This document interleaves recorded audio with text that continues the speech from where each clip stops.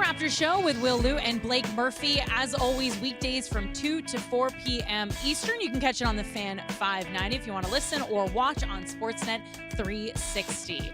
It's time now to dive between the lines, presented by Bet Rivers. And Blake, roses are red, violets are blue. Wins these days are few, so spin me a positive.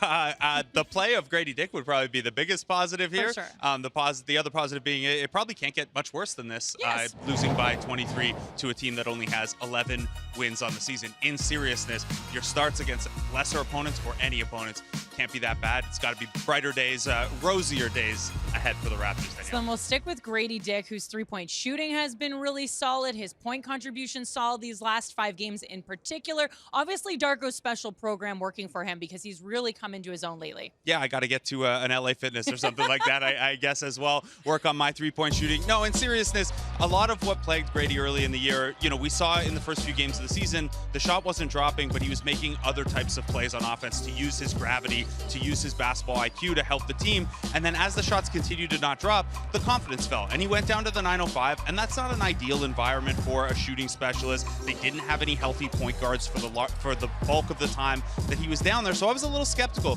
when he came back up. But what we're seeing is not only the shots dropping and the confidence that comes with that, but what made Grady a special prospect in the first place is what he does outside of the three-point shooting, how much the Raptors can use him in baseline out-of-bounds situations, his ability to set a screen and then come off a screen, which when you talk about the conditioning, that strength component is real there if you're trying to pin someone with one and then come off for a shot. Speaking of basketball IQ, Tyrese Halliburton picked Fred VanVleet's brain. He wanted to know how best to set up Siakam, and I now need to know, Blake, is off the backboard to yourself and then a quick throw out to the corner of the plan the whole time, because they're jiving. Can you imagine if Pascal had missed that corner three, what the highlight would have been like?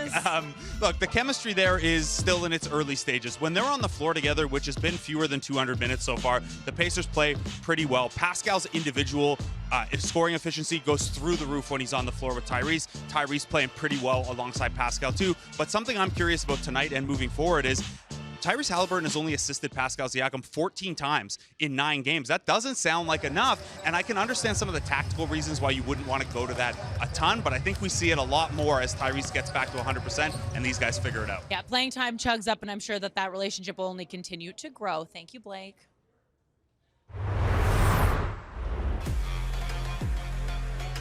Seeing the Pacers also means you get to see a couple of Canadians. Andrew Nemhard, of course, from Aurora, Ontario, will be in the lineup tonight, coming off a solid performance against Charlotte. You will not, however, see Montreal's Benedict Mathurin, who is out of the lineup, but it's all Siakam in this party for Pascal at Scotiabank Arena. Raptor Central continues as we wrap things up on the other side.